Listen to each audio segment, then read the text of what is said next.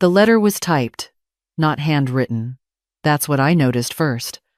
My own daughter couldn't even write the words herself. She had a lawyer do it. Cease and desist. I read it standing in the hallway, still holding the grocery bag with the strawberries Sophie loved. The paper shook in my hand. Or maybe my hand shook against the paper. After everything I had done, after every diaper changed and every fever nursed and every dollar quietly slipped into their account when rent was due, my daughter wanted me legally removed from her life. I'm Margaret. I'm 68 years old. I spent 34 years as a registered nurse at Mercy General in Aurora, Colorado. I've held strangers' hands while they died. I've told families the worst news of their lives and stayed steady. But nothing in all those years prepared me for seeing my own daughter's name listed as the plaintiff on a legal document with my name underneath it as the defendant. Claire, my only child, the girl who used to sleep with her head on my lap during thunderstorms, the woman who called me crying from her college dorm because she missed my pot roast. She was taking me to court.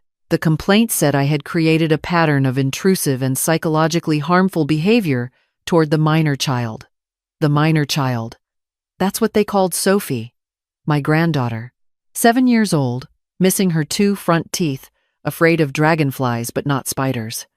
They reduced her to a legal term and me to a problem that needed solving. I set the strawberries on the counter. I just stood there in my kitchen, 68 years of living pressing down on my shoulders, and tried to understand how love becomes a lawsuit. It didn't start with lawyers. It started with David. Claire met him at a conference in Portland 6 years ago. He worked in tech, something with data systems. I never fully understood it, but he explained it often, always with that particular smile people wear when they enjoy knowing more than you. He was polite at first, held doors, brought wine to dinner, laughed at my stories even when they ran long. But there was something underneath the charm, a thin wire of control that only showed when you looked carefully. They married fast. 8 months from first date to wedding. I offered to help plan it.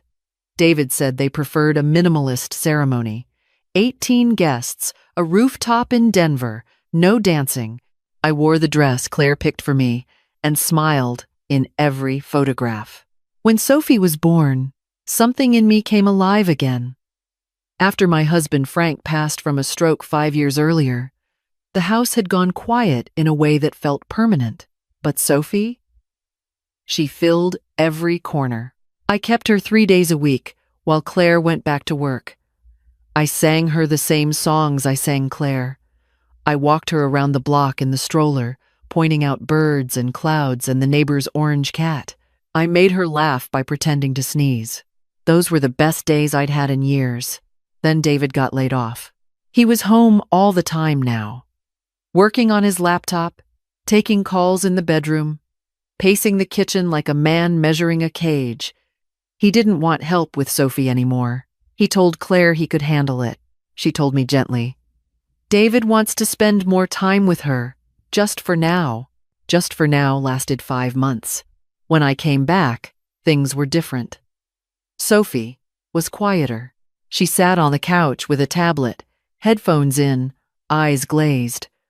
The books I'd bought her were stacked in the garage.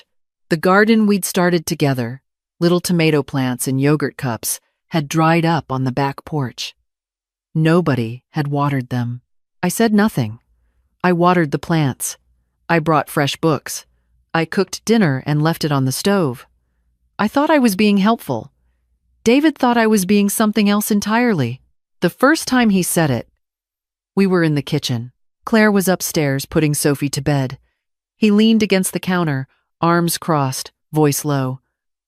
Margaret, I appreciate what you do, but you have to understand. We're raising Sophie with a specific philosophy. Structure, independence, limited outside influence. It's backed by research. I blinked. Outside influence. That's what I was. A grandmother reclassified as a variable to be controlled. I nodded. I said I understood. I went home and sat in Frank's old recliner and stared at the wall until the streetlights came on. After that, the rules multiplied. Don't bring food without asking. Don't take Sophie outside without approval. Don't read her books that aren't on the approved list. Don't talk about the past too much because it confuses her sense of the present. That last one made me laugh. A short, bitter sound I barely recognized. A 7-year-old confused by stories about her grandfather, as if memory were a disease. But I followed every rule. I texted before coming. I asked permission to bring groceries. I stopped reading her fairy tales and switched to the educational series David had selected. Books about coding for kids and emotional regulation workbooks. Sophie flipped through them with the enthusiasm of someone reading a tax form. One afternoon, she whispered to me while David was on a call. "Grandma, can you tell me the one about the rabbit who got lost in the snow?" I looked at her. That was a story I made up years ago. One I told her in the rocking chair when she was 3. She remembered. "I can't right now, sweetheart," I said. "Maybe later."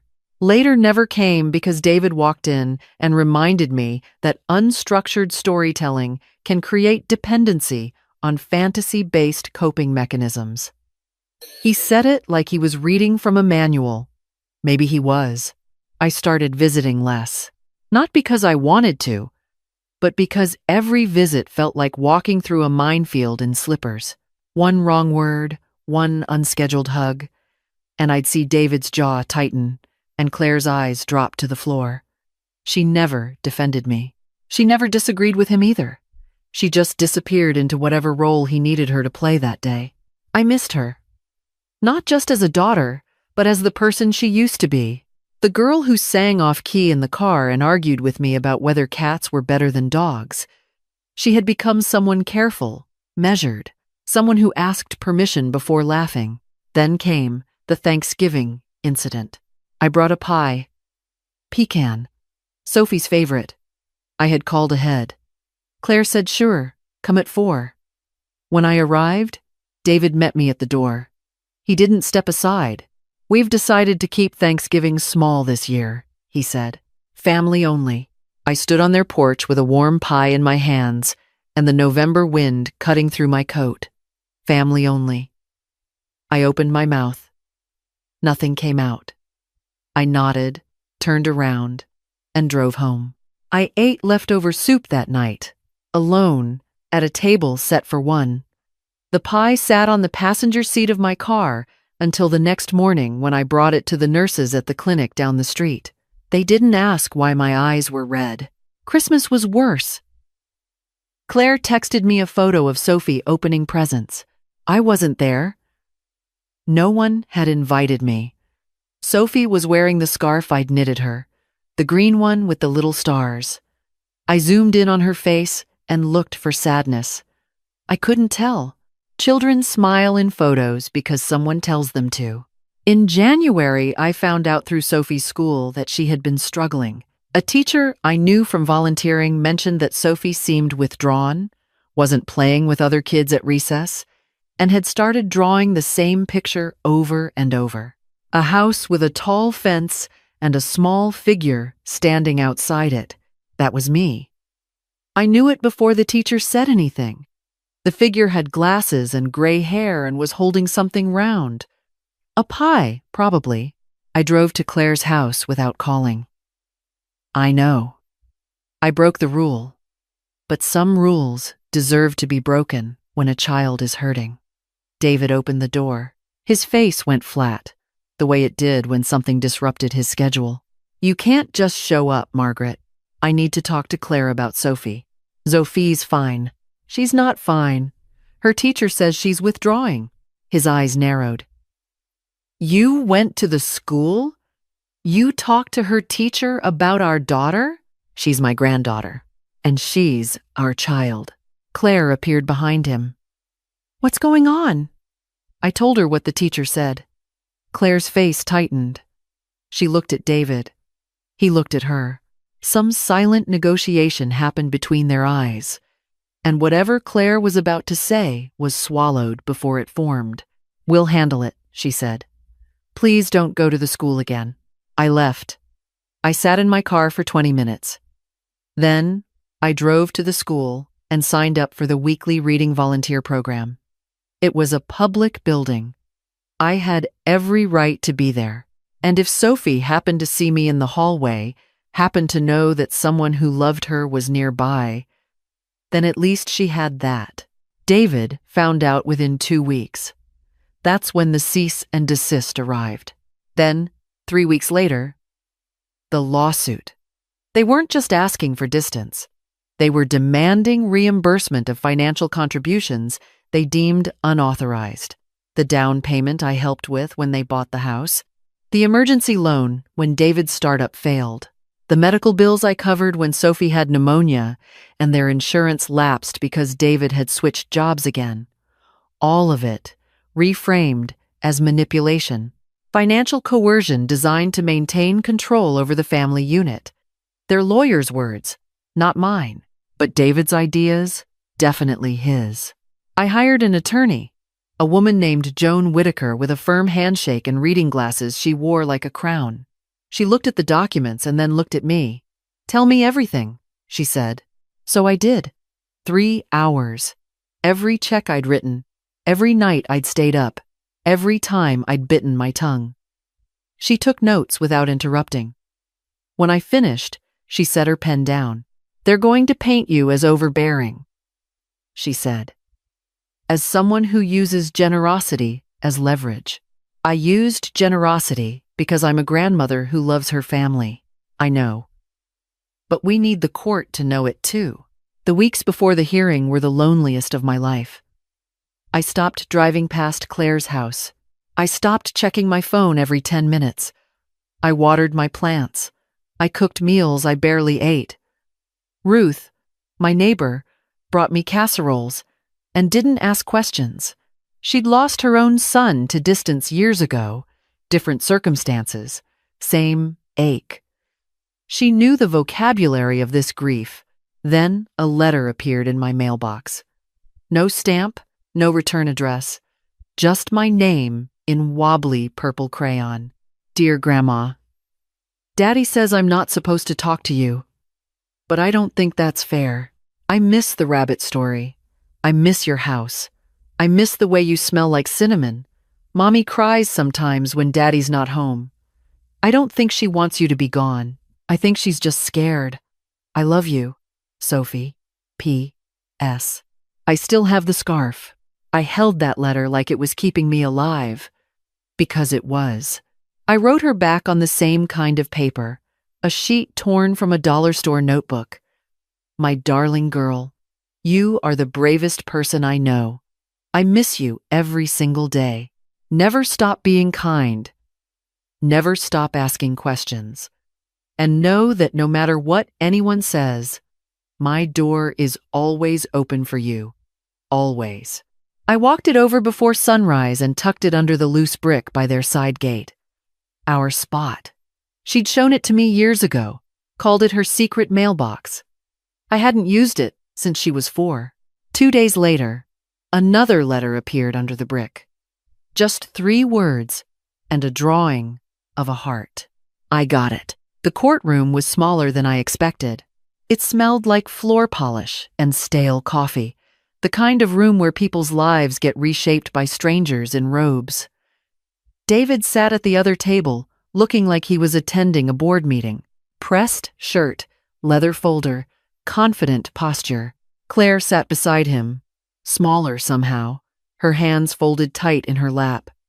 She didn't look at me when I walked in. Their attorney spoke first. He was thorough and clinical. He described me as a woman who could not accept appropriate parental boundaries, who had used financial support as emotional leverage, who had inserted herself into the child's educational environment despite explicit requests to maintain distance. Every kindness I'd ever shown was repackaged as evidence of dysfunction. Then Joan stood. She didn't raise her voice. She didn't perform. She simply placed the record on the table. Bank statements. Texts from Claire, thanking me for money, for babysitting, for being there. A card from David himself, written 2 years ago, Margaret, we couldn't do this without you. You're the backbone of this family. She read it aloud. David's face didn't change, but his hand gripped the edge of the table. Joan turned to me. Would you like to speak? The judge, a man in his early 60s with tired eyes and careful hands, nodded. Go ahead. I stood slowly. My knees ached. My heart hammered, but my voice didn't shake. Your Honor, I spent 34 years as a nurse. I've held people through the worst moments of their lives. I know what harm looks like, and I know what love looks like. What I gave my daughter and her family was love. Every dollar, every meal, every hour spent with my granddaughter was love. I didn't keep score. I didn't attach conditions. I showed up because that's what family does. I looked at Claire. Her eyes were wet. My daughter is a good mother. I have never doubted that. But somewhere along the way, she was told that my presence was a problem, that my love was interference, that a grandmother reading stories to her granddaughter was a threat to their independence. I'm not here to fight. I'm here to say that I existed in that family. I mattered. And I won't let anyone, not even my own daughter, erase that. I paused. The room was still. They want their money back. Fine. I'll write a check tomorrow. But they cannot reimburse me for the nights I didn't sleep because Sophie had a fever. They cannot refund the years I spent raising Claire alone after her father died. Some debts don't have dollar amounts, and some gifts don't come with return policies. I sat down. Joan placed her hand on my arm. The judge looked at David. He asked if there was anything to add. David's lawyer stood, said something about emotional boundaries and healthy family structures. The judge listened, expressionless. Then he said he'd review everything and deliver his ruling by the end of the week. We left in silence. Claire walked quickly to the car. David held the door for her, always performing, even now. She looked back at me once, just for a second. Not anger, not guilt. Something else. Something that hadn't fully formed yet. The ruling came on a Thursday. Plain envelope, court seal, typed. The judge denied the no-contact order. The language was measured but clear. The court finds no evidence of harassment, coercion, or psychological harm. The financial contributions in question were made voluntarily and with the apparent gratitude of the recipients. The court strongly encourages the parties to resolve their differences through dialogue, not litigation. At the bottom, the judge had added a handwritten note. Something I later learned was unusual. It's rare for family courts to add personal remarks. But he wrote in neat, slanted script, "Grandparents are not burdens to be managed. They are bridges between who we were and who we become. This court will not sever that bridge without cause." And no cause was found here. Joan called me. "You should frame that," she said. "Maybe I will," I said. I didn't hear from Claire or David for 2 weeks. The silence was different now, not aggressive, just uncertain. Like a hallway where someone is standing just around the corner, deciding whether to step forward. I kept my routine. Morning walks, Tuesday grocery runs, Thursday reading sessions at the library. I started a small garden again. Nothing ambitious, just herbs and a few tomato plants. Sophie would have liked it. Then one Saturday morning, I found a folded note under the loose brick. "Grandma, I played my song at the school concert. I wished you were there. Mommy said maybe next time. Is that true?" I wrote back. "I hope so, sweetheart." 4 days later, Claire called. Her voice was thin, careful, like she was testing whether the line could hold the weight of what she needed to say. "Mom, can we talk?" I said yes. We met at the park near my house, neutral ground. She came alone. No David, no lawyer, no script. Just my daughter in her old college sweatshirt, looking younger than she had in years.